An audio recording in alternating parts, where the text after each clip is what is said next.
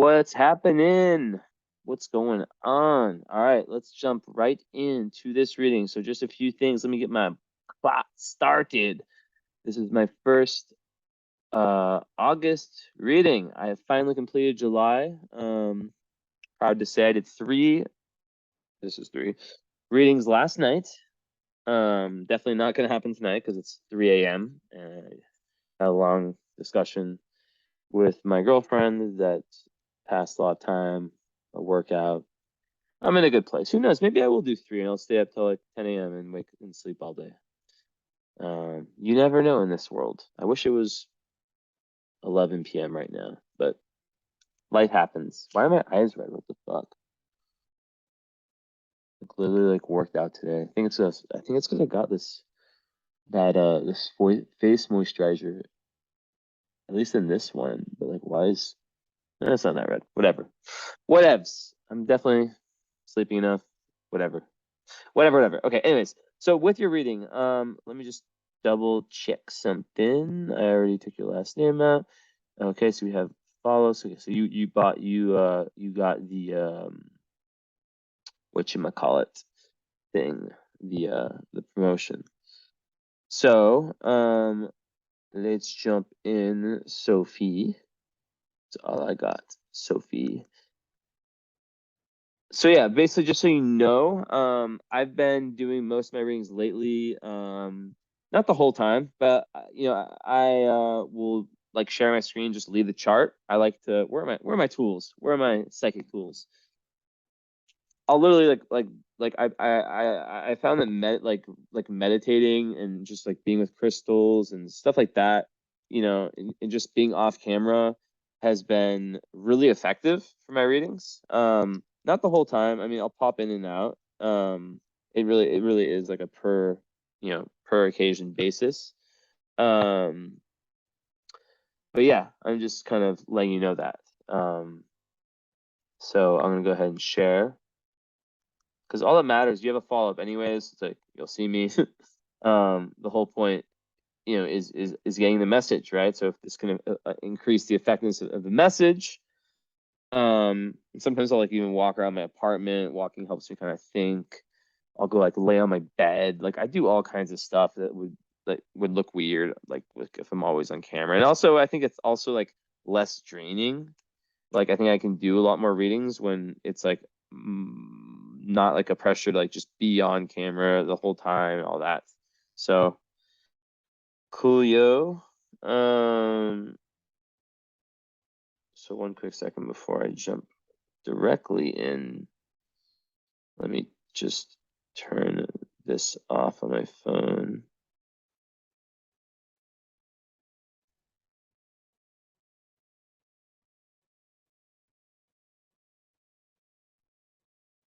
Okay. Off. Off. Off. Okay, we are good. So anyways, so we have a double Virgo, triple. Oh shit! No, wait. I'm crazy. Double Virgo. Chill, Jesse. Double Virgo with a Capricorn sun. Damn. Can you say Earth, Earth, Earth, Earth, Earth, Earth, Earth, Earth, Earth? I really fucked that one up. Damn, that's a lot of Earth. That is a lot of Earth. Big three. Then what else? Where's Mars at? Mars is in Pisces with Venus. Wow, what a chart. I didn't see that one coming. That's a super unique chart. And then you've got Saturn on the South Node in Scorpio. Ooh, North Node is my midheaven. So that's our connection, is that what I'm doing kind of like my public persona is midheaven. It's like kind of like what you're doing like on a big kind of level is connected to your North Node. Although I've never really like resonated. I don't know. I'm not gonna talk about my chart. So anyways, let's talk. So first thing is very obvious. Virgo. Hold on 1 second. The audio just Set the audio off in my headset. What the heck? Like a pop started playing.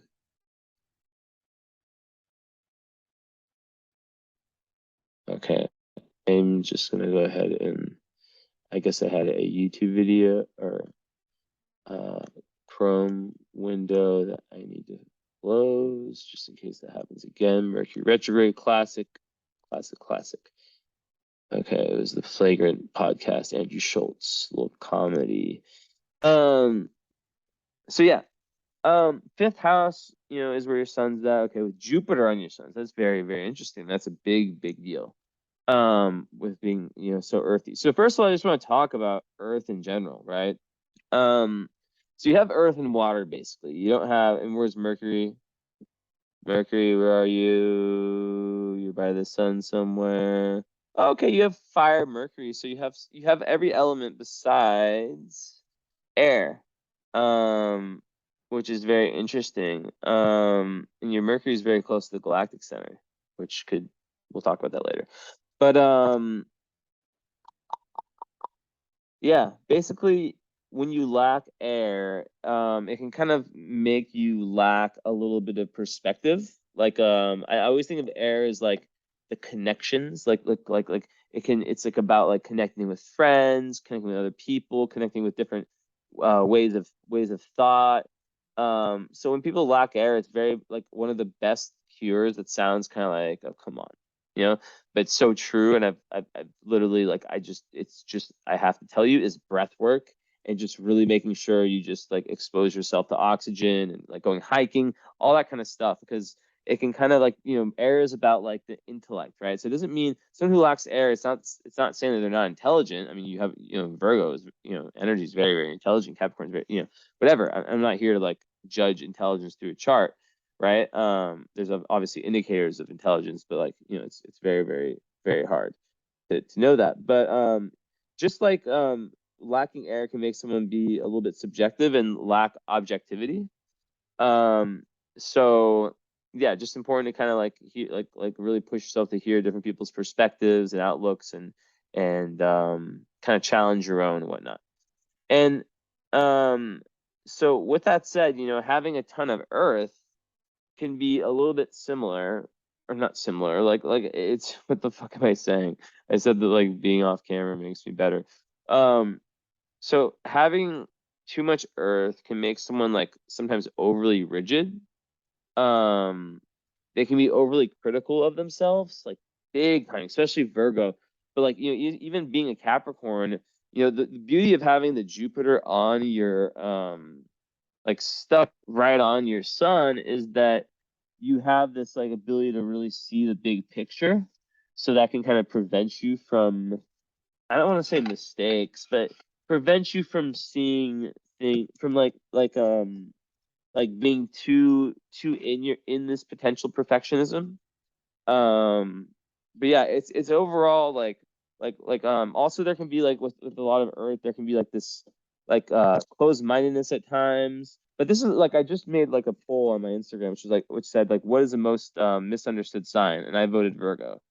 And like I think Virgo, so we can start with that.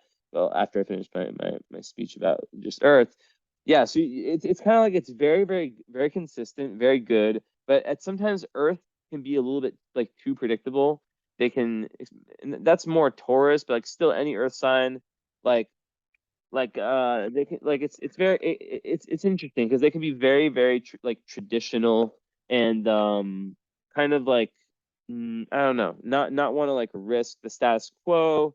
They and they can really just want to do things like sometimes it can be difficult to kind of step out of that box, of the consensus reality. So the fact that you're getting a reading from me is I'm very impressed, because usually people who come to me who are Capricorns, they have Neptune. They're, younger Capricorns from that generation where Neptune and Uranus were conjunct. Like literally, like I'd say probably like 90% of that Capricorn, which I get a lot of Capricorns, right?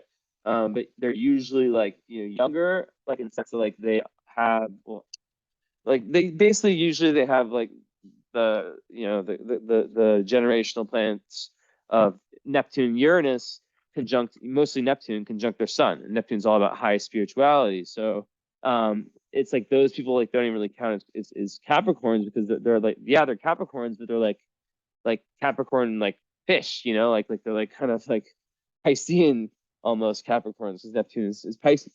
So yeah, it's very, very cool that you're getting this, that you're interested in astrology. And we'll see. I think what really makes that happen is that Pisces, Mars, and Venus, right? I think that's, from what I'm seeing so far. I haven't really even looked into like what let's see, you have Neptune conjunct your Mercury. Wow. I love that. That I was talking about that earlier, about like Neptune conjunct Uranus, Neptune conjunct Mercury. So yeah, we'll get into that. Let's see, hard aspects. Okay, Moon or square Uranus. Okay, Sun is all good. Wow. So typically like a Sun, a Sun that the only aspect is. Let me double check just to make sure, because sometimes my program messes with me. Okay, so anything in Aries, square Black and Lilith. Like I don't even like. I guess I can make sense of that later on. But yeah, there's no other big squares, so no oppositions. And then Moon, I need to like double check. Okay, anything in okay, so Moon, let's see. Yeah, it's square Uranus, which is on your IC. Super interesting stuff. And what about, and it's also square. Why is it hiding this for me? It's square Chiron. You see, it doesn't even show it because it gives such low orbs. I don't know how to change them. So I have to like check for myself. So yeah, Moon is square. There's a T square, right? Um, Moon, Chiron, and Uranus, and it goes out in Pisces, right? Like right in between the midpoint, on your midpoint of your Venus and your Mars. Super interesting. And your ascendant is 17. So I wonder in Placidus, like, does that move? I mean, like your moon becomes 12th house, and like would that move your? Let me think for a second. No, you'd have yeah, it would move. You'd have a 6th house, Venus and Mars. Um, yeah. Okay, so let's get down to business. So basically, when someone has a lot, as I was saying before, like a lot of Earth, they got to watch out for that kind of like stagnancy in life, right? Where they can become too predictable. And when I speak about like someone with a Virgo moons are the ultimate like perfectionists, right? Like they need things to be a certain way. And typically, so like I do whole signs, but in Placidus, your moon would be in the 12th house, right? Which kind of makes sense. And that would usually indicate like a mother, which is going to show up anyways. Like Placidus and whole sign, the difference, like it's like I always say, it's like two different highways that get you to the same place. So like maybe the mother wasn't really like available, didn't meet your needs. Maybe she was kind of like cold or like strict, or just like kind of enforced this perfectionism. Maybe it was like very like performance based, kind of like your upbringing, and like you felt like in order to feel like love, or to feel like, I don't know, accomplished like within your own family, you have to like reach some level of achievement, which then leads someone into a position where they um just have such like impossible to get to high standards for themselves, and then when they don't get to those high standards, they kind of implode, right? That's kind of the thing with perfectionism. So like with anyone with a Virgo moon, I tell them like the same thing, and like I'm never not going to say it, right? It's just that like and you're born in 85, so you're let's see. Yeah, because you're born like right before those outers. Like yeah, Neptune was already in um Capricorn, but you don't have 1 degree Capricorn sun. It's 20 degrees, right? So there's no conjunction. But yeah, like it's what I say is just like, and like you can tell, I can tell someone like with a lot of earth this, and it's just like always like a reminder that's needed is that like, think of like everything on a scale of like 0 to 100 each day in terms of its success, right? Um, and there's days that you're only going to be able to do 30. And it's not about making excuses. It's just about understanding that like, obviously like do your best and stuff. And like, you'll be very like achievement oriented and stuff. Like that's part of you, and like also service oriented. Virgo is very much misunderstood. It's also very magical. It's earth magic. That's why I voted for Virgo as the most misunderstood sign, because it's like so many of those most spiritual people I know have a lot of Virgo. The thing with Virgo, though, is that one must first overcome the hurdles of perfectionism and a need to kind of be someone in the material world that might not match up with their soul's desire. Um, so like positive self-talk, meditation, stuff like that, where you're really connecting to yourself, and you're like with meditation, like you get into meditation and the mind stops, because having a moon that's in an earth in Virgo means that your moon is ruled by, like, your chart is ruled by Mercury in Sag, and your moon is ruled by Mercury. So when that happens, with the ruler being in the fourth, it can make one very like their emotions like very like logic based, and they can be kind of like stuck in the past sometimes, right? So it's important, like, yeah, they can be stuck in the past, um even though the Mercury is very, philosophical, and it's a nice degree, and it's, I think it's Galactic Center is at 27 or 25. I'll see in a sec, but regardless, um excuse me, there's a need to like kind of like lean into the positive side of Virgo, which I think of as like, I always think of like a white dove, of like purity, like just like, because like just purity, like knowing that like like once Virgos get past like because like they I feel like Virgos tend to see themselves down low, like lower than they really are. Like some signs it's the opposite. They see themselves as super high up when really they're down low, and vice versa. I feel like sometimes people with Virgo, that like it's like they see themselves, especially when young, as being like less than, but really they're so legit. They're like the best, and the most reliable. I love Virgo. Like my best friend's a Virgo. My mom is a Virgo. Like there's no sign that's more reliable than a fucking Virgo. I'm sorry, it just doesn't exist. They're so like I love just the consistency that Virgos have. To just show up every day. And of course, like like people, but then that people start to put like a robotic, like, oh, they're like robots. No, Virgo is very sensitive. It's the opposite sign of Pisces, and you have Mars and Venus in Pisces, right? And they're conjunct, so it kind of makes them even stronger. Like I have the same thing, but in Aquarius, and I'm very Aquarian, as you probably know, Leo/Aquarian, um, or have seen. So yeah, that's a big thing. But yeah, I think just with Virgo overall, like it can give, and with Capricorn, it can give a rather serious approach to life. So there's definitely like a need to kind of like let go, have some fun, laugh at yourself. That is fucking massive. When Virgos can have a sense of humor around their own shortcomings, like nothing better. And you know how Capricorns are. Capricorns can have like this dark, sense of humor. Like some of the funniest people are Capricorns. So yeah, but overall, like just having like those as your big three is just like kind of obvious. It's just gonna make you like very like big achievement person, someone who's very consistent with their work. Like, when you do, because like like you don't have much fire. You've got your in terms of personal planets, it's Mercury.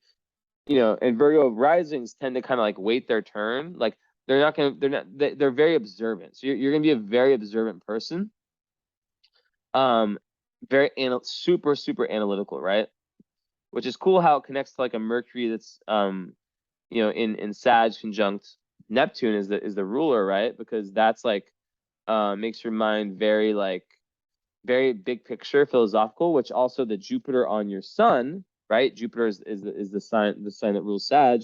That also gives you this like larger than life kind of aura and personality, very likable, and it kind of like can take away some like the more like kind of difficult parts of Capricorn, like the coldness. It can make you a lot warmer and a lot more like open-minded and things like that, right? So that's big. But yeah, like with Virgo moon, I want to keep going back to that. And just that first half, your first house, like in the first house, it means you're really meant to like kind of have your emotions just like your emotions will play a huge role. Like, and you will learn a lot about yourself through your like unconscious emotional reactions, right? Because the ascendant is conjunct the moon. Um, I said before, a lot of times with that placement, like yeah, like there's definitely an issue. Is the moon square the node? No, I think like if the sun is your father, like I like, and the moon is your mother in this chart, like super, like one is like pretty like difficult, not like so difficult, but like pretty difficult. Um, but the other one is like amazing. Like if that's your dad, your son, where it's conjunct Mercury with a trine from the south node, or sextile from the south node, trine from the north node, like that is like such like there, like whichever parent is your son, which is like I said, it's the more dominant one, the one that played more of a role in your life. It's usually the father. The son is masculine. You have like amazing karma with them, like amazing, probably seamless relationship, and maybe they're even someone who's like in a high position in society, or someone who's just like someone of a very honorable person, excuse me. But back to what I was saying, and I know that like sometimes Virgo, very like people with like Virgo, like they can be very like they can sometimes be like OCD, very organized. I'm very organized myself. I'm a Pisces, but like I have it like a sextile with Saturn, my Mercury, and my Sun, and I have a Cazimi, it's a really like basically like some people tell me like you're the most like Virgo Pisces I know. And I think it's my mom's rubbed off on me a little bit, but I'm like I get Virgo, it's because it's the opposite sign.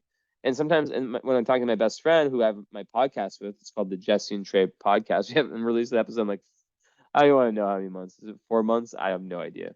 But basically, like I think we're supposed to do it tomorrow, the grand return. But like he's like more Pisces than me a lot of the times. He's supposed to be this like, and he's a double Virgo, right? Sun and moon. So he's supposed to be the one who's like when I call, he's ready, right? But no, like we're both head cases. We're both like as sensitive and energetically as one another, So like sometimes you can like be more like your opposite sign.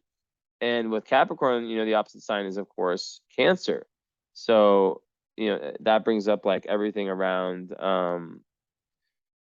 you know, everything around home life and work life, like work and home. What am I fucking saying?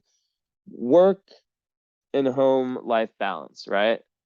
Is definitely like a theme for anyone with either of those two signs. Let's see what else is going on with that axis. But overall, as I've been trying to get to, Virgo moons can be very prone to anxiety, right? Like anxiety disorders, like literally, like um so like they really can like because like I said, like the moon is like your emotions, right? It's like it's and they can really be like so like they can be so overly analytical with their emotions that can just drive them crazy, and they can have like different like anxiety disorders, and they're so observant that they observe everything, so that they can sometimes have like social anxiety, right?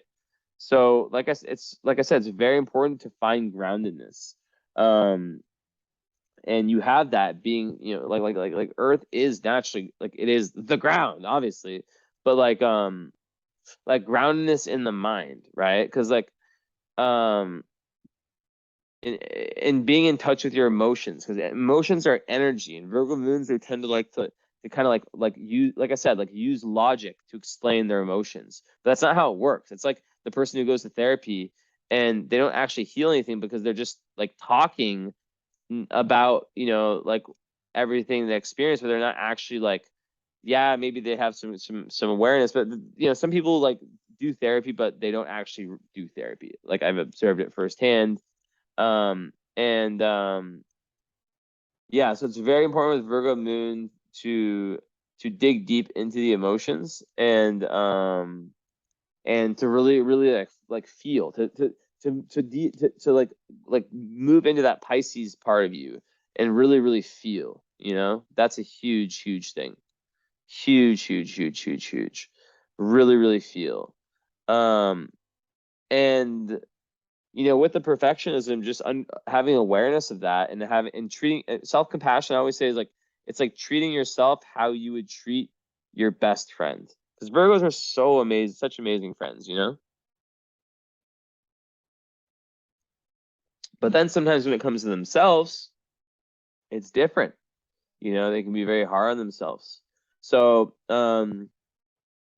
that's kind of like what I always say is like like go deep within yourself through meditation or whatever it is, to where you can actually see your self-talk.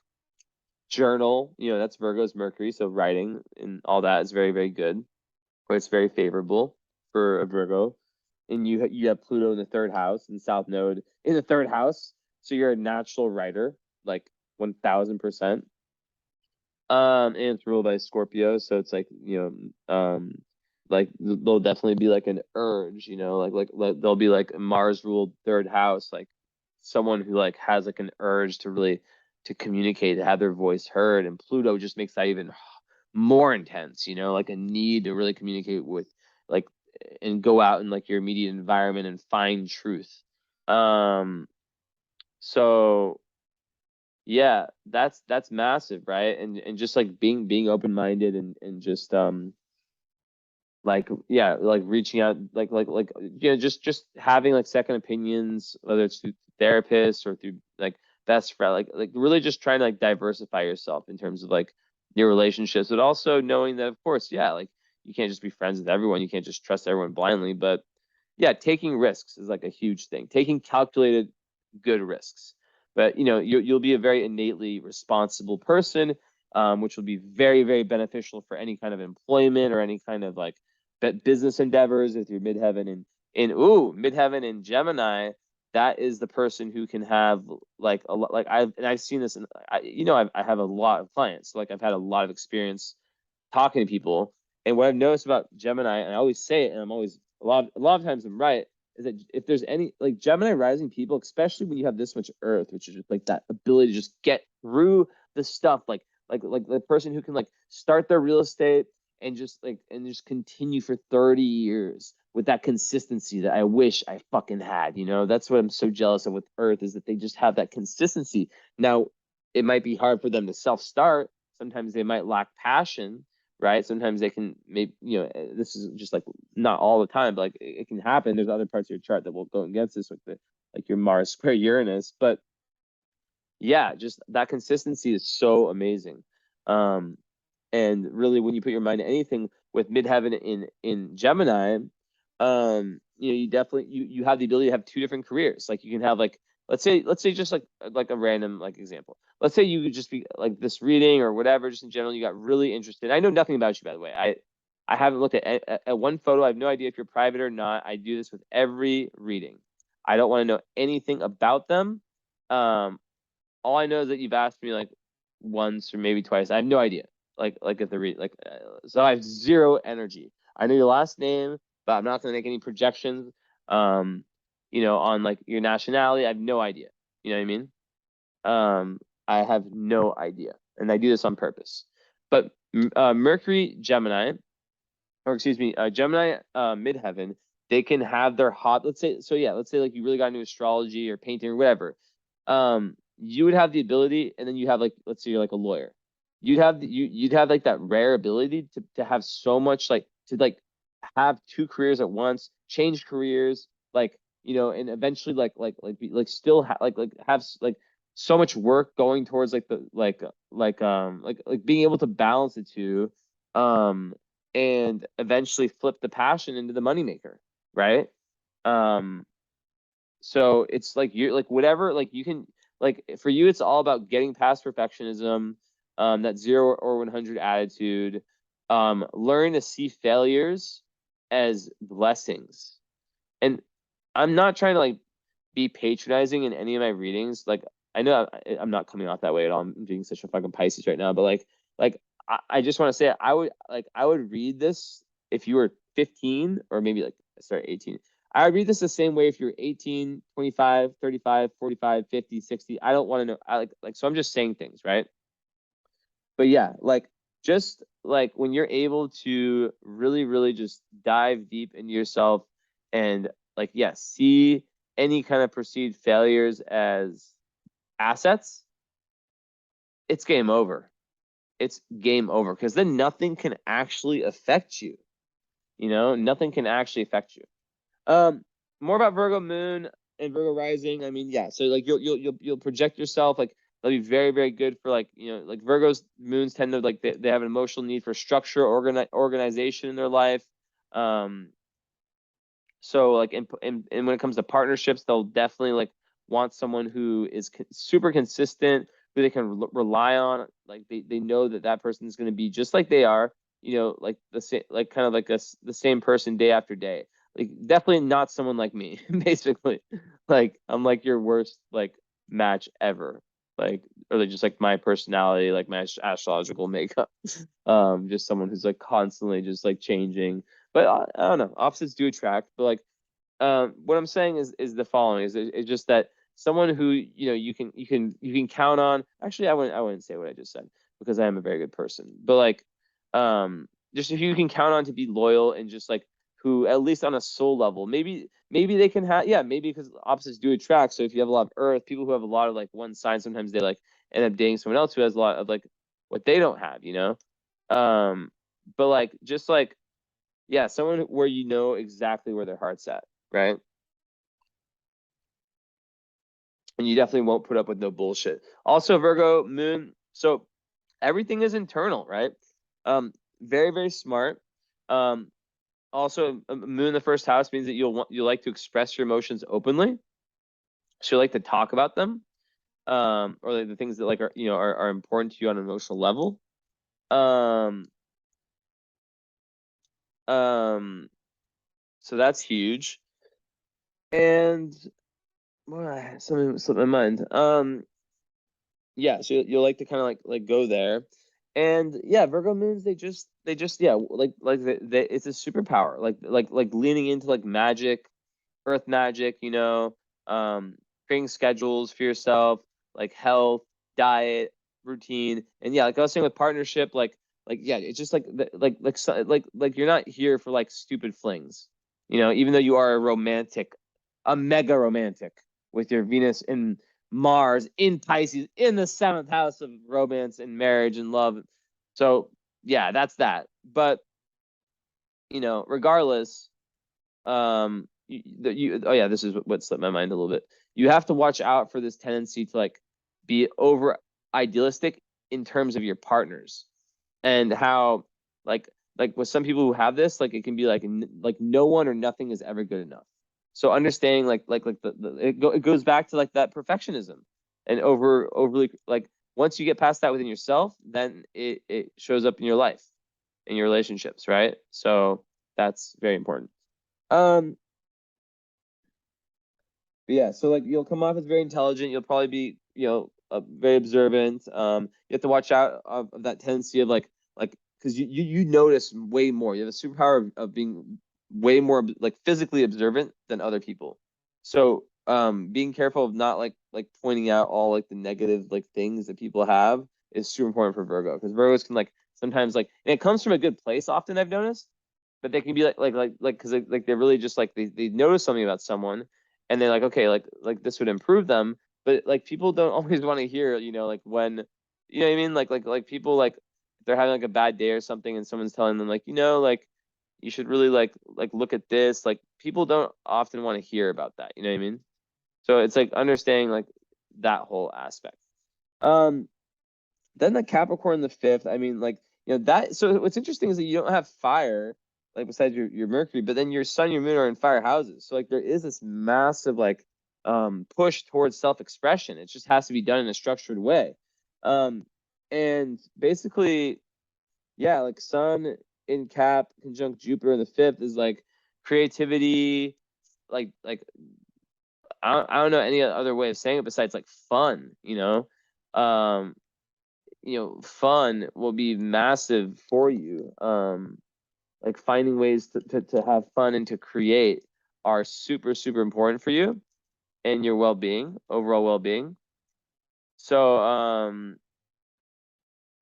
yeah, like, Sun in the fifth house people, like they even if they're a Capricorn, like they tend to just like keep that inner child, and it's very important for you to like make sure that you do that, because when you have Saturn, or no, not Saturn, Uranus on your IC, a lot of times you do have a trine with your sun and your moon, so that typically speaks to like your mom and your father having had like potentially like a good relationship with themselves. Not always, these things can be wrong sometimes. But that's usually like at least like with the squares and oppositions, like it's nearly like always like a divorce or just like a very difficult relationship between the two, like I have. But yeah, like at least like their world, like at least their worldviews would not have been like so different one from the other. That we can kind of say that. But yeah, like your son is so well aspected, right? It definitely has like a lot of really good stuff going on, and maybe, yeah, like I said, maybe your dad was like in a high position and really like infused you with a sense of optimism and in life experience and freedom and perspective, and it just makes you like someone who can inspire other people, but like finding a creative outlet is very, very important for you.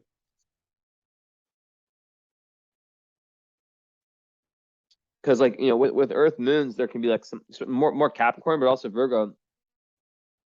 There can definitely be like some kind of stuck energy, like, so the energy needs to move. So like the creativity is like the outlet, whatever it is. And also with your Uranus square moon, there's definitely like in Mars opposite, in Moon opposite Mars, Moon opposite Venus, like that's like a conflict there, right? Where you need to like move the energy, right? You need to move that energy, or else it can get stagnant.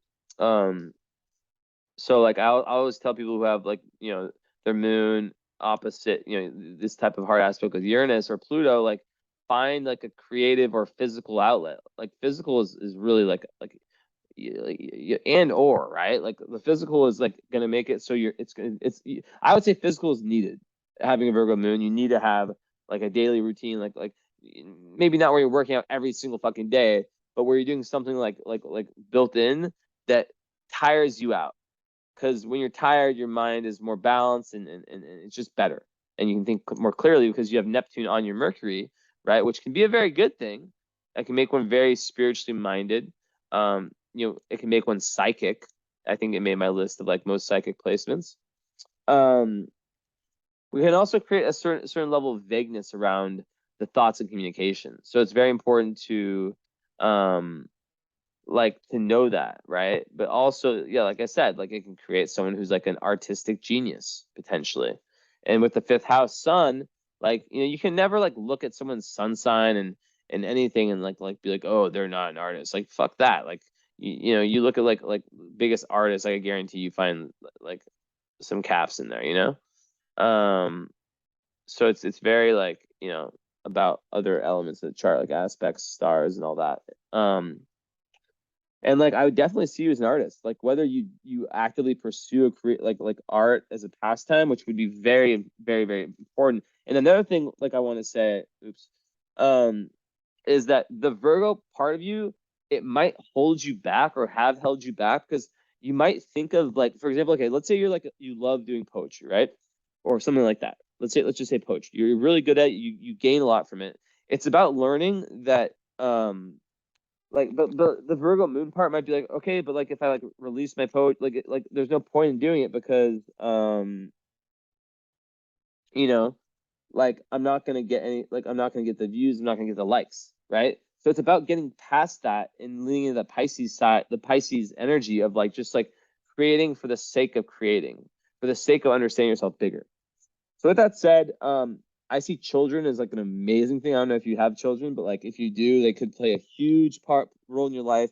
Jupiter in the fifth house is like the most amazing thing for like having like very, very good karmic relationships and just luck with your children in general.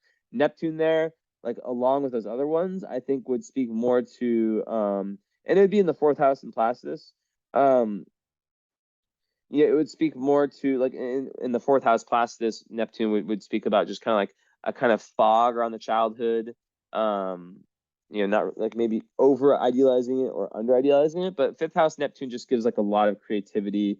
Really, really beautiful placement in the fifth house. I love Neptune in the fifth house. I have it there in Placidus, and I think it just like enables you like when you're in your creative mode.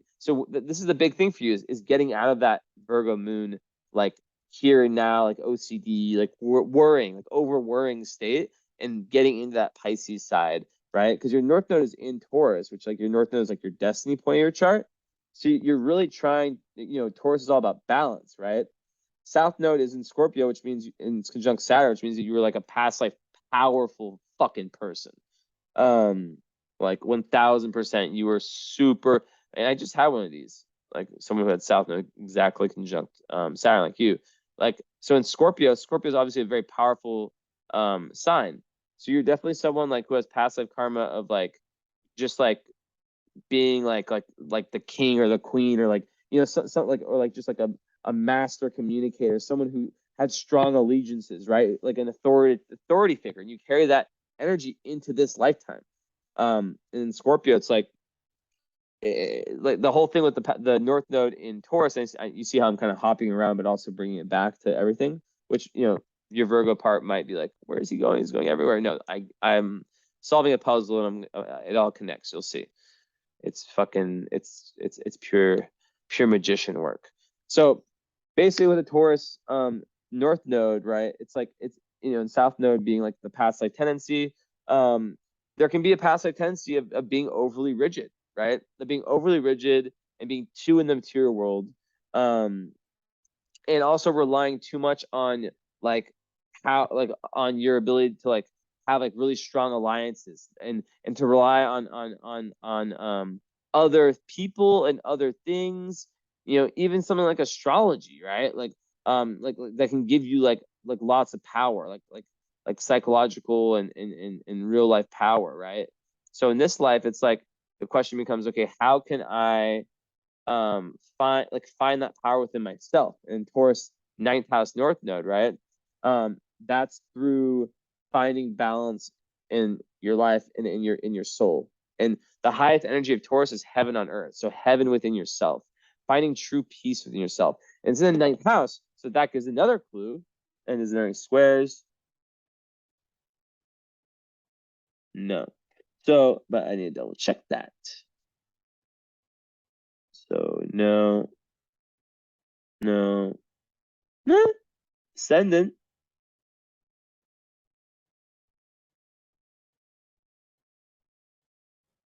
Hold up. Ascendant squaring the nodes. No, it's like 7 degrees. Yeah, so like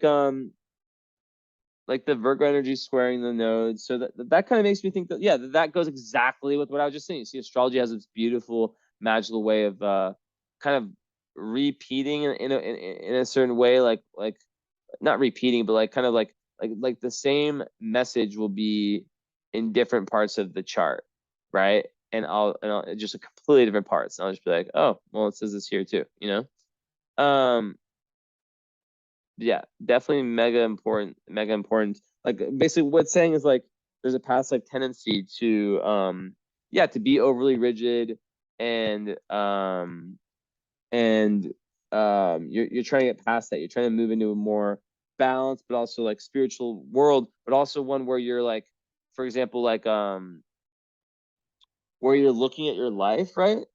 And you're looking at the bigger, like that, like you're really on this like quest for truth, for finding like what real truth is, right? So that takes you to different countries, different cultures, also different like books to different like people like me or people that are like very different than me, like just really like investigating, like really. And a lot of that, like the best way to do that is through traveling, um right, either physically or metaphorically is what I always say. um but yeah, you're learning to like really find that energy, that power within yourself, and that comes from like creating like inner sets of values, right? Which is so easy for like it just goes so it's very earth thing, so it's not that hard for you. But like, yeah, finding like inner sets of values that you can then live your life based off of those values and kind of rules, right? um so after this, yeah, like Capricorn, like I don't really need to go into sun sign. I mean, we know our fucking sun signs. Come for fuck's sake, like I'm not going to talk about how dependable and just like how success oriented Capricorn is. What can I say about Capricorn? It's like just where's Black Moon Lilith in Aries? So it's squares. Yeah, of course I asked that, and then it's like, yeah, I said that earlier. I remember, but I forgot. So your Black Moon Lilith in Aries. Just watch out for like that's kind of like your lower energy. So the fact that squares your sun and it's in Aries, that makes perfect sense to me. That literally is, it's kind of like, Capricorns can be overly ambitious. And it's basically saying like Black Widow is like your lowest vibe. So first of all, it's in the eighth house. So you have to really like make sure that you keep yourself spiritually protected. Um, like from esoteric, don't post shit on social media that will like make people jealous, especially like if you're like in like a perfect relationship. Like just like I'm not saying hide it, but just like don't like try to like paint a picture like that you think like someone might like you could see someone like looking at the post and like giving like creating like a negative energy, because the eighth house Black Lilith can create that, and it's no good. But overall, like what it's saying is that basically like at your lowest vibe, there's a potential for you being kind of like almost like childish, almost like kind of like a bully, someone who has to be first, someone who can be like overly dominant and overly ambitious to the point that where they're willing to kind of like step over other people. Um, so just, and that's not a part of your chart. That's just a potential. Um, and just like you're a very powerful person. So you have to know that, yeah. So it's just, yeah, with South Node conjunct, and Scorpio conjunct Saturn. I mean, you carry in this like authoritative, like you've been there, done that. You're the boss, right? You are a boss energy. Um, so interestingly though, like, okay, so this is a beautiful thing, or beautiful like the connection you'll see. So your Mercury, right, like which rules your chart, so it becomes very important, like how you talk, how you think, all that. It's in Sagittarius, it's conjunct Neptune. Different signs, it's still 3 degrees away. It counts. Big time counts. So your way of thinking was probably like at odds with other kids. Now you're very intelligent. I imagine you being very intelligent, but I think that like your Chiron is in it's in the 10th house. It's in Gemini, so you may be someone who's meant to be a healer, and healer can take many different forms, not just astrologer, psychologist, doctor, whatever. It can be any, there's so many different ways someone is a healer. In some ways, like we're healers in our everyday life. It doesn't have to be just our job, but the fact that it's in the 10th house can indicate a career related to that. But basically, it's about themes around like feeling misunderstood, and like your way of thinking was not the right way, and then like kind of starting to kind of like maybe like because like Sag, Mercury, it's only like because Neptune, it can kind of make one like really really good when it comes to like the very intense, huge abstract concepts. But then when it comes to like the more like mundane kind of like school bullshit, whatever, like boring stuff that's not inspiring to you, it's not philosophical, it's not based on like the truth and like the big picture, you might get bored, and then maybe you didn't like who knows, like maybe like with the parent thing with the moon, like because like the moon square Uranus will make someone a rebel, right? It'll make someone like emotionally like kind of volatile, like very up and down emotionally. um And the fact that the Uranus is on the IC, a lot of times that points to like a divorce in the parents. I know I said it, like that there's like a understanding between them, like usually, but like a lot or it means that, or that you grew up in a very like unusual kind of like maybe like hippie like bohemian kind of like background, or like something that was just different, or somewhere where or like maybe let's say like your dad worked for the military or something like that, or in some type of job where you just had to like move around to lots of different places as a kid. That would be like that too, right? And in adults, it tends to create adults who kind of have that same pattern, who really want to move around a lot. They like frequently move homes, even if it's like in the same city. Like they like to just switch it up, switch it up, switch it up.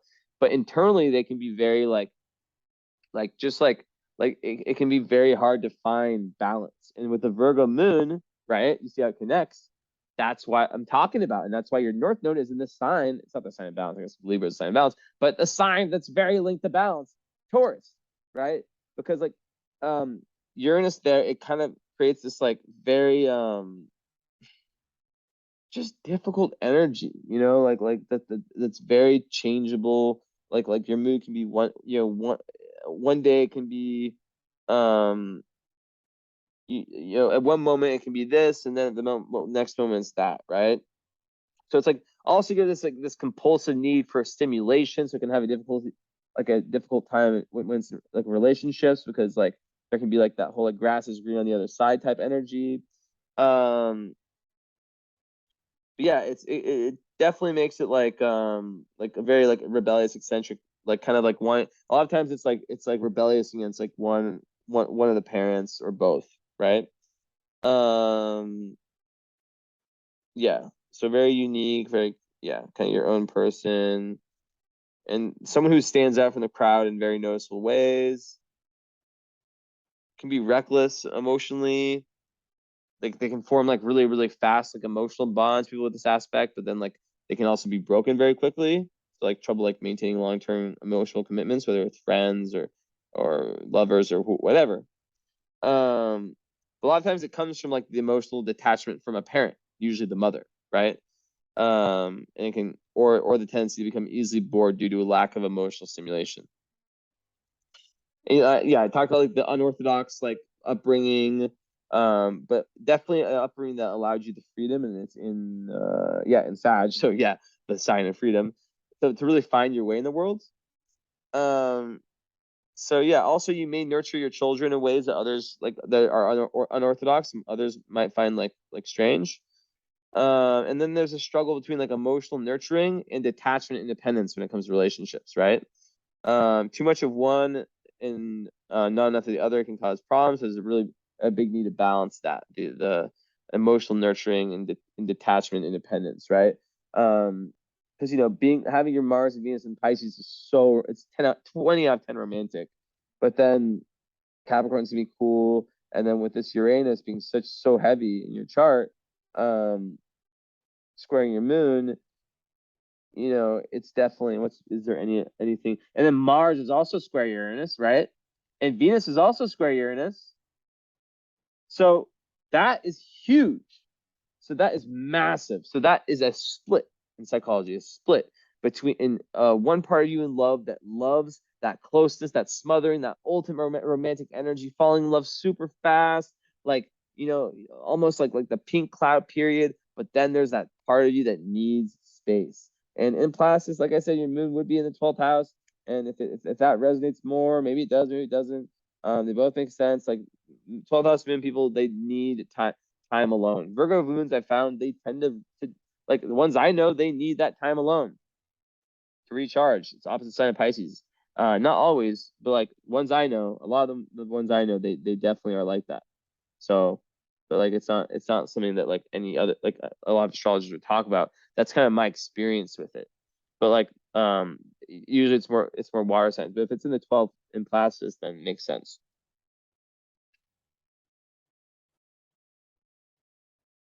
Um, So yeah, I was saying in this big loop. So yeah, the romantic part, yeah, there's a split between. So it's like really important to have relationships that are very, very stable. Where there's that romance, but also where there's that communication of your need for change and excitement. So like it can't be with a boring person.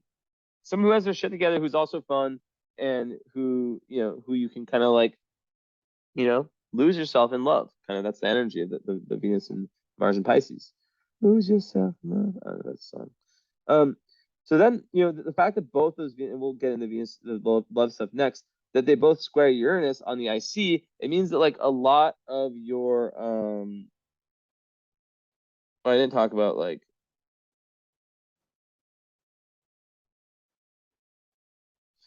well, it's because I feel like I'm missing like, 1 second. Yeah, so like I want to backtrack a tiny bit just with the moon. Like, okay, so like combining like a humanistic approach to your life, like a humanitarian approach, is really really important. With all this Uranus, like to really do things for the collective, whether it's for your career, and yeah, like finding like inventive solutions to problems, like entertainment, psychology, sciences. Those are all like areas of career that could be good for that. Um, Also like being like a homemaker could be very good. So yeah, just wanted to add that in there. And just like on the psychological level, just the energy of like being someone who can, yeah, just be very like, yeah, up and down and need for stimulation, and yeah, can be tough in relationships. So it's like understanding that awareness is the first step to healing. Um, so yeah, I love, like I said, I love the Jupiter on your sun. Fifth house Jupiter is very good for kids. Jupiter in Capricorn is just ultimate success. Great for money, great for career. It makes all the Capricornian parts of you just bigger and larger. So you're able to attract that very, very easily. Um, and yeah, you're definitely like a very, very powerful communicator with Pluto in the third house.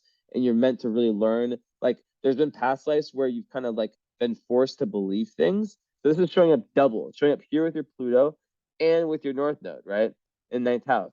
Where in this life, like you're really meant to kind of go out in the world and find that information, like as a journalist, right? Who doesn't just accept things, like go out and talk to different people and find like the info and the data on your own instead of just believing things.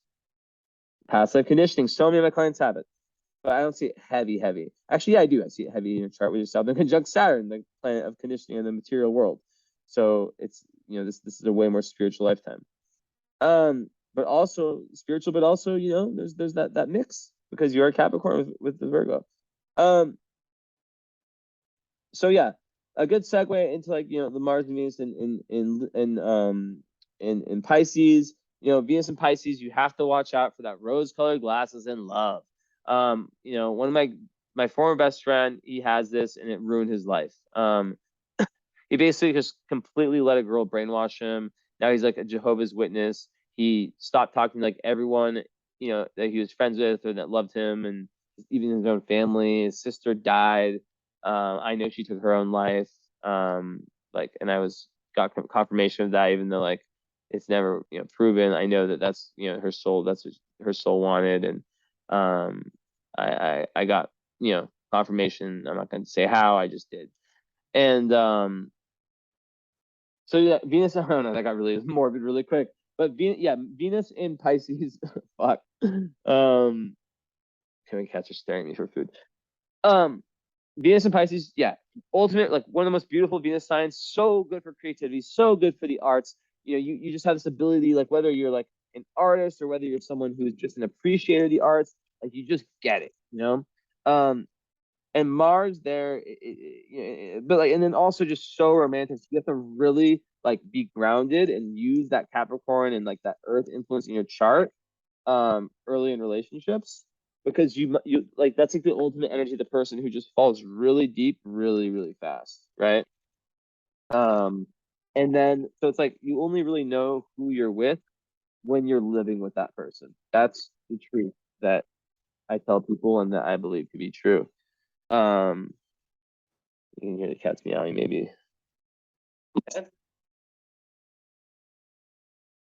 Therapy.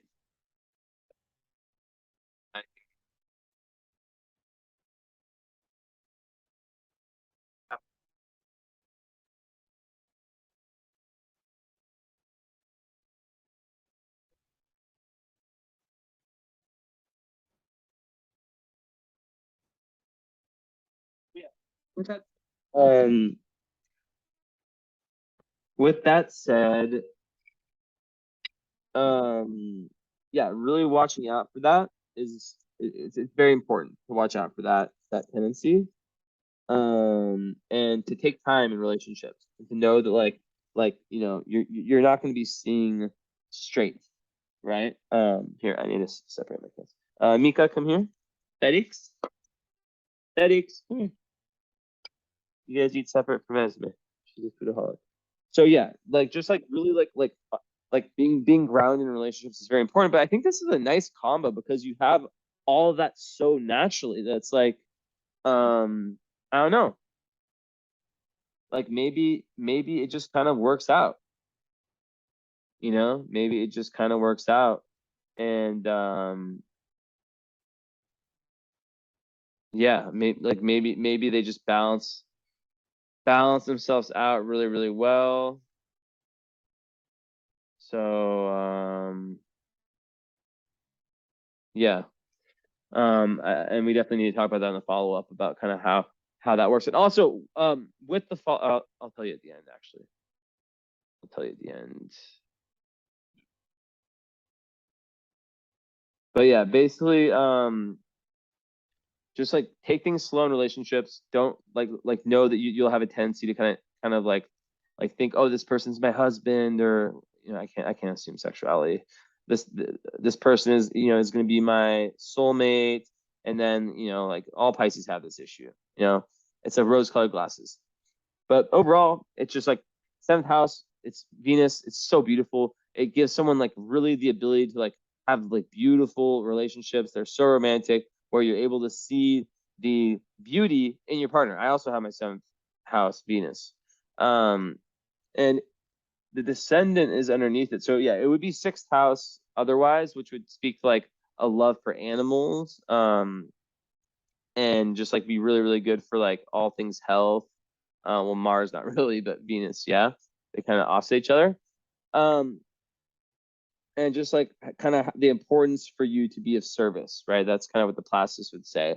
To be of service through your work and your daily routine, and to yeah, maybe a little unusual daily routine, which would also be shown by Uranus ruling your sixth house. So yeah, Uranus, the planet that is all about just being individualistic and different, ruling the daily routine. But you are a Virgo. You have a Virgo, double Virgo. So I don't know. I'm very interested, about like your daily routine, how if it's super dialed in or if it's really dialed in, but in a very specific kind of like eccentric way. With that said, okay. Mars and Pisces, so there can be difficulty with that one. Mars likes to be in fire signs. It likes to feel powerful. And in Pisces, it can sometimes feel like weak. It's a weak placement because Mars is basically like yeah, Mars and Pisces. It's not a bad placement. It's just like it can really create like issues with what's the word, assertiveness and speaking your truth, and that can also go back to that that fact of like what I was saying before, how maybe you had very different ideas and different way of thinking that then led to some kind of pain with Virgo, the Chiron in Gemini, which led to you like not trusting your own thought processes. So that's very very possible, right? um Very very possible, right? And then you kind of can become someone who can be a healer for other people, who can help them help people who have like communication issues, who lack confidence in their throat chakra, and kind of through your journey like be able to help them. But yeah, with that said, just overall, from like the love perspective, we kind of understand it, right? And Mars kind of, and then descendant in Pisces, you're definitely looking for someone who can kind of add this like spiritual depth to you. Your Juno is in Libra, so you're definitely needing like this fairness, like this real fairness and this real beauty and balance in your relationships, quiet and peace, especially with Pisces ruling the seventh house. But there can be lots of confusion that can enter into that. Neptune in the fifth house ruling the seventh house. I mean, I also connect like creativity. So maybe a connection that's based on like a shared love of music or the arts. Maybe as create together. These are definitely potentials. Now, yeah, so Mars and Pisces they're really good. The really good thing about it that I love is like that they are the people who are fighting for what they believe in. They're fighting for the underdogs, right? They're the ultimate humanitarians, and they have this and also because Mars is like where your push is, right? So they have this push towards spirituality, this push towards the divine, this push towards diving deeper into all things like oneness, all things like, the universe and the occult, the esoteric mysticism, right? So that is a very, very beautiful part of that. But what can happen also is there can be this level of like passive aggression, which can come out, with that Black Moon Lilith, when things get held in too much. So it's really important to learn to communicate, which brings me back to Mercury. Thought I was done with Mercury. I wasn't. I told you I'd go full circle in readings. Where are we at time wise? Okay, perfect. Um, so yeah, Mercury, like I said, with Neptune, it heightens the senses at all levels. So much information is coming in, so you definitely need to have alone time because like you can literally like if you're around too many people, too like many people or like bad vibe people, like you can literally like read thoughts, but also take in their what's happening within their brains as your own, which can be very, very difficult, right? Um, so yeah, deciphering between like what's yours and what's not yours, what's real and what's not real, what's important, what's just background noise. That's what's really important, right? And sometimes like when you're young, these people have like imaginary friends or entities, like very, very vivid imaginations. And okay, so this could speak to what I was saying, like how like others like parents, teachers, people like that reacted to your stories about your imaginary worlds. That's super critical, and I think that maybe that was like where some of the pain may have came from, that Chiron pain.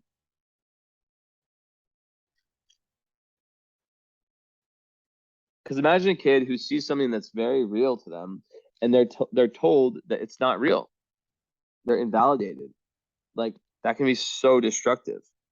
um like that would really, really like fuck someone up. But then you realize you have this general sensitivity and that you have this like the superpower. Um, so yeah, just super sensitive with that. So it's very important to be around people who think and speak positively. Also, your environment very important. Um, but yeah, like what happens with reassurance and acceptance and just like going deeper into yourself, like these turn into like valuable talents, right? Um, so yeah, it's all about learning to decipher truth from fiction and using your gifts for moral and just causes, which goes right with the Mars and Pisces. Um, and also that all these seventh house planets are very good if you're doing work like I was doing, and Vertex there too. Like it's very good for relationships, like with like partners, but of course also business partners, also with like clients. So yeah, and you'll learn a lot through these Vertex and Pisces. Like you're very like yeah, like your doorway to higher awareness is through this Pisces energy, which I already showed with that T square, right? Square 90 degrees, square 90 degrees, and it arrows out into that seventh house. So you like the key is like through these these really close. I don't want to just call them romantic relationships. So I feel like BFF relationships can be like what like can be seventh house. So it's like through your closest relationships, like spiritual relationships, right? Um, that's where like a lot of your healing happens, and you learn to kind of let go of some like the more difficult energy of the Virgo moon and Virgo moon square Uranus. Um, what else can I say about this? So tons of psychic energy, creativity, like definitely like this is like the artist, right? Or healing professions where it has to do with communications, like I said before, where your ideas can touch and inspire other people. So yeah, I wanted to kind of add that one in there because like it completely connects with that Mars. Like the seventh house, like you could literally be someone, I have no idea what you do for a living, who works with clients. And like I said, if you're a lawyer or like a high corporate worker right now, but you're like working on your you love like tarot or astrology or something like that, like you have the capability to turn that into something that like down the line is your moneymaker, or is your main source of income, or whatever, or you have two. I said that earlier. Okay, so with that said, Mercury and Sag, like it's very good, like on its own of just seeing the big picture. They can be a little bit blunt in their communication, and yeah, just like I think that you definitely like have this very unique way of seeing reality, and it's very beautiful.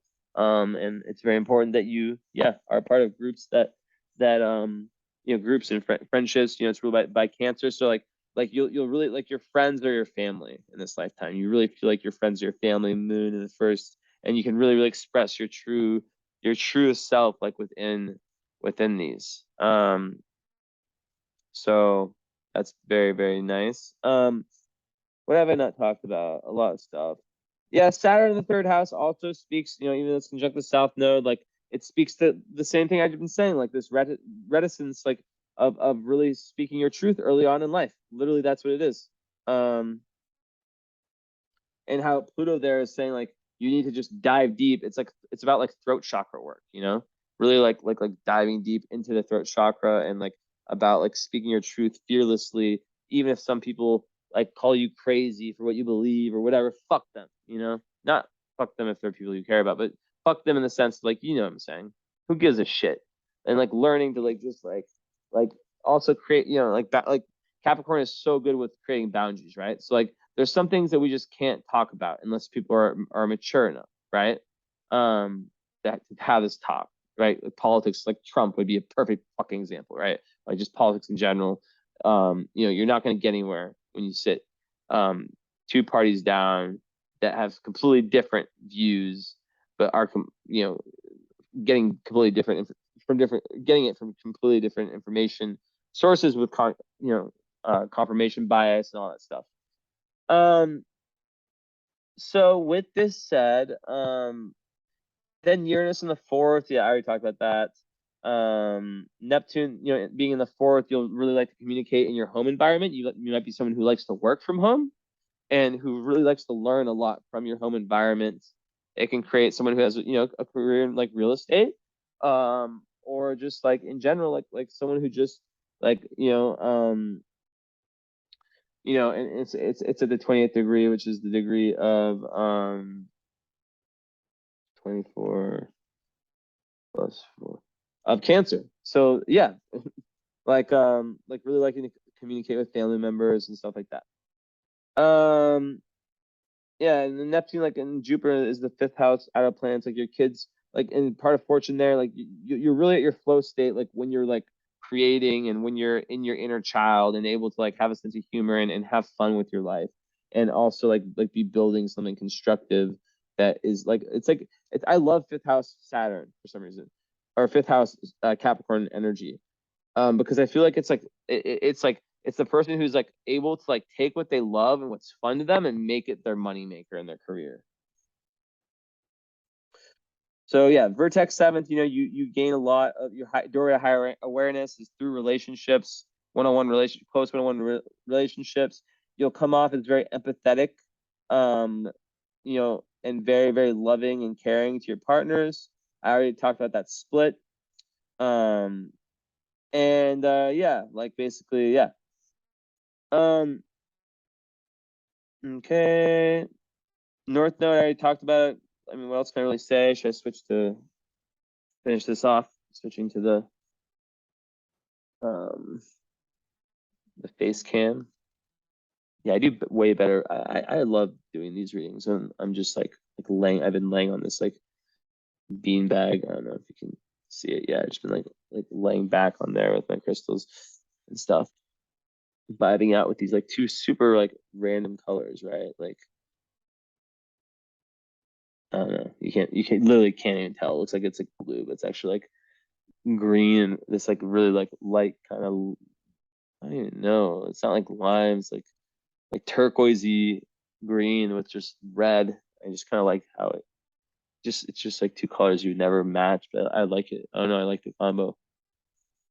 It's like a mix of like Mars and Mercury. Um okay, so I need to be more comfortable. So yeah, basically like kind of like filling in the blanks, like with fixed stars. Where we at? We're 114. Okay.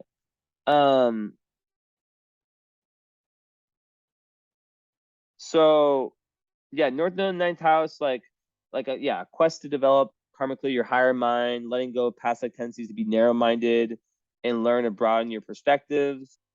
And then like North Node and Taurus, it's like a quest to overcome your distrust of change, which like this is another thing I didn't really touch on that much. Like, well, I talked about a little bit, like, like yeah, a lot of very earthy people, they don't like change. They'll want things to like stay the same. They're afraid of change, so that taking risks and change is very important. Um, so to develop creative outlet, one second, I need to check something. Okay, so to develop where was I? Yeah, so like the overcoming distrust of change, and yeah, also like creative outlets. My cat's making me play. That's so cute. Um, yeah, like developing like creative outlets. Like Taurus is Venus ruled, so that's very important too. And of course, your fifth house Sun. Outlets like for your intense emotions. Sun's square Uranus. And that's because and that's like in order to avoid hitting out at loved ones, which your Black Moon Lilith in Aries, you can be someone who just gets triggered. And I didn't really talk about your moon, like your moon in Virgo is opposite, these Venus and Mars. Where's your So what can happen there is that you can just like really pile a lot in and then just boom explode. Like I said before, with the Mars and Pisces, there can be like this difficulty with like laying things out. And yeah, in past life, you're plagued by these attributes, like because of suffering and traumatic endings with the South, the South Node in in Scorpio with Saturn there. Um, and these left you with like deep emotional wounds around like trusting, maybe like feeling like you were cheated. So like it's all about like learning to trust the process of change in life and letting go. Letting go. I haven't said that word. Surrendering. And then there's like a fully newfound sense of peace and stability that comes. So that's like the really where you're trying to get. And then like Pluto in the third house, I talk about that, like a deep and probing mind. You know, Also, oh yeah, I didn't say this. There can be issues with it. I don't know if you have siblings. There can definitely be issues, very karmic issues, around power struggles and yeah, if you have siblings, definitely. I didn't really mention that part. Third house rules that too. Um, okay, let's see what's going on here. But yeah, the Mars and Pisces, like yeah, just like get a very strong drive for a spiritual path, and like very strong subconscious emotions too, right? And it's really good for intuition, Mars and Pisces. I can't say that enough. But okay, one other thing that I didn't say about Mars and Pisces, and also like Mars in seventh house gives you like this drive to have very close like you know um one-on-one relationships, but also it makes you want to remain independent within them. So that's the split again, showing up again. Esmond, bring your toy closer. Esmond, bring it right here. Bring your toy here. I'm not getting up to get that. Um,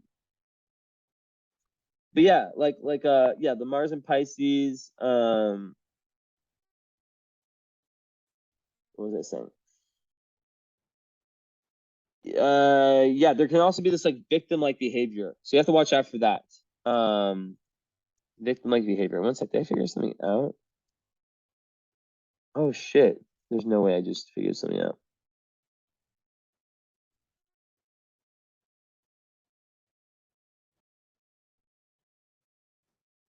Oh shit! I did. That's fucking dope. I just found something on my program I didn't know I could do.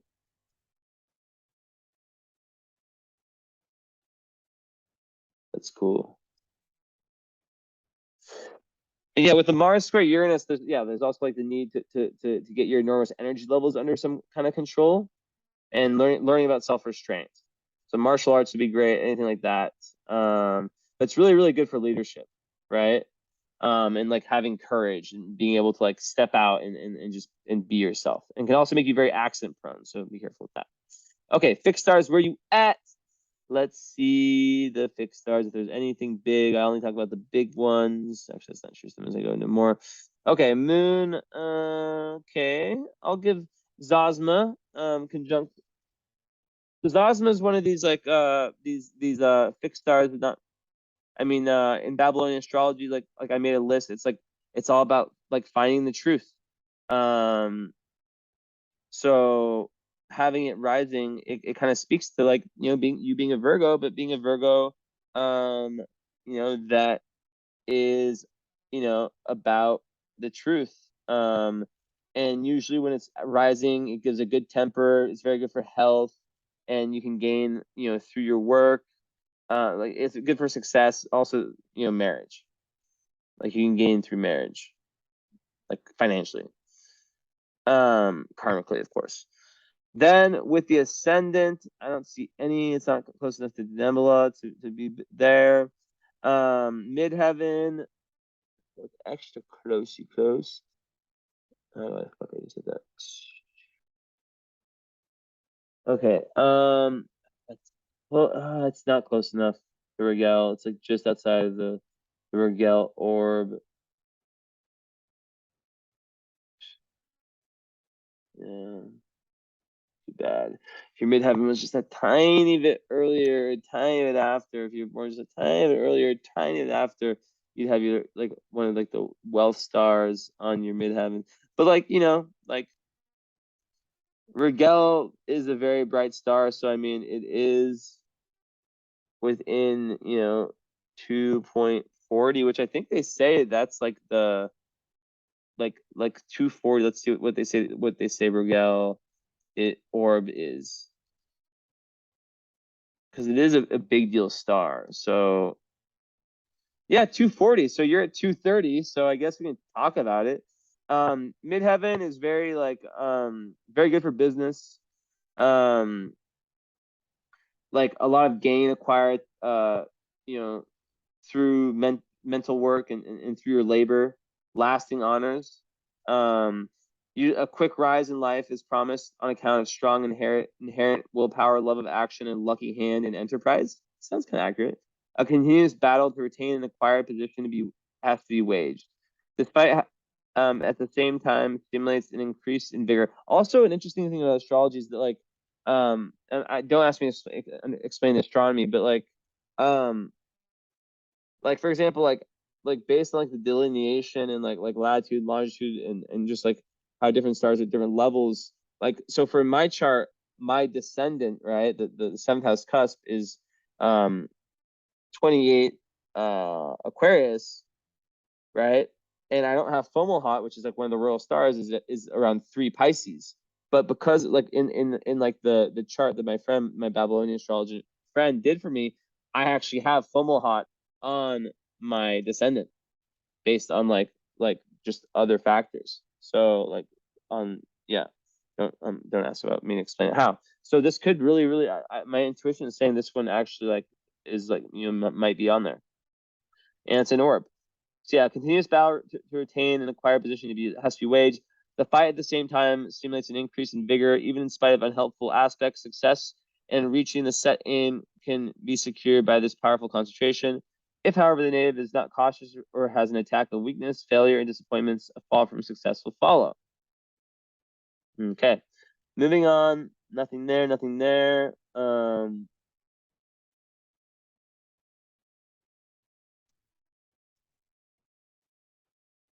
Ooh, nice. So Psyche on your Venus, 3 degrees away. No, it's like 2.5 ish. So okay, you're gonna love this. You're gonna absolutely fall in love with what I'm about to say to you. Psyche on your Venus keeps you looking young, like so long. On your moon or on your Venus or your ascendant. Or just mainly for like females, right? So you will like have like a youthful look for a super long time. Once again, I don't know what you look like at all. Never seen a photo of you, but I imagine that you probably like look a lot younger. And even like your chart, your Mercury rules. Usually it's more for Gemini rising, but Mercury, is about youth, and your Virgo rising. So that's Mercury. So yeah, having youthful kind of looks. So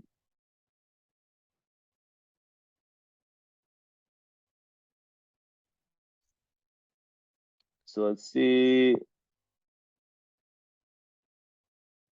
Let's open my list real quick. 20 Capricorn. I feel like there's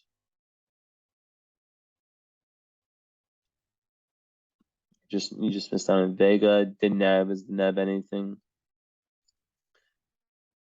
Sun conjunct Deneb.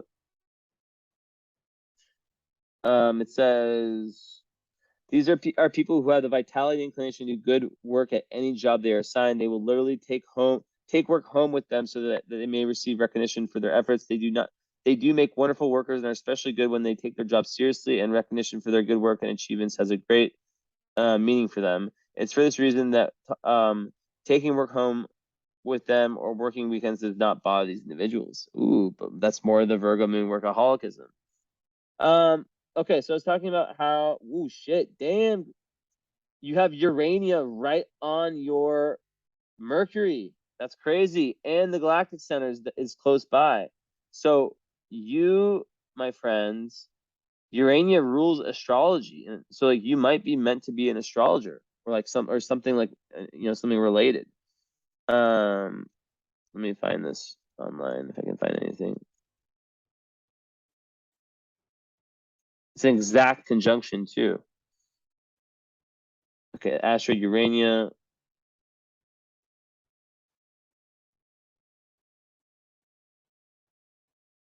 Study the stars.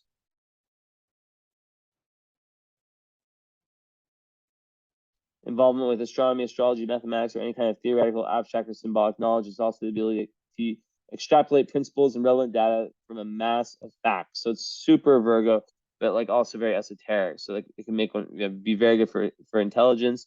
And then the Galactic Center, that just creates like a very, very spiritual person who's really, really into talking about like big picture spiritual topics, esoteric, all that stuff.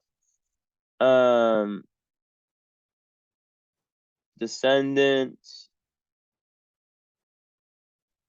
Palace is there. So I guess like Palace, being in the 7th house. Okay, so that it's really good for being a counselor. You can have difficulty like sharing your feelings with intimate partners also. And very, very good at understanding like why like how people like why and how people relate to each other, like kind of like marriage, like a very good, very, very good psychologist placement. And the Pisces, it's like having a meditative mind, really able to like merge your mind with the universe and really wanting to like heal the world through your words and your thoughts and your intentions. And very, very good for like being like involved in some kind of artistic type deal. On the descendant, it means that you would look for those very traits, those Piscean traits, like in a partner. Okay. So yeah, I don't really see anything else. Let's see. Nope. Uh-huh. Uh-huh.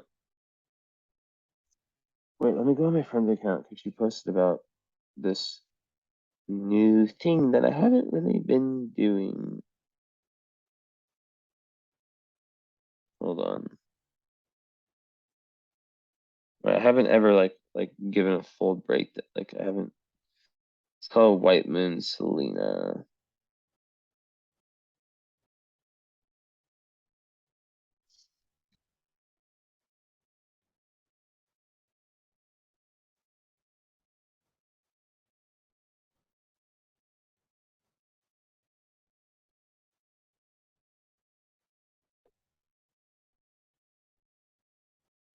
So she says White Moon Selena in the 2nd house.